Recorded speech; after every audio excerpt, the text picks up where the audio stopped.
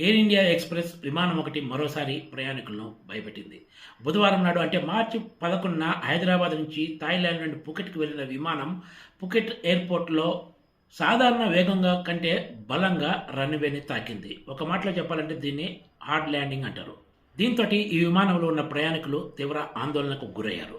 Landing గేర్‌లో సమస్యలు తలెత్తడంతోటి ఈ విమానాన్ని హార్డ్ ల్యాండింగ్ చేయడంతోటి ముందు టైర్ ఊడిపోయింది. దీంతోటి పుకెట్ ఎయిర్‌పోర్ట్‌ను తాత్కాలికంగా మూసివేశారు. ఈ విమానంలో 7 సిబ్బంది, 131 మంది ప్రయాణికులు ఉన్నారు.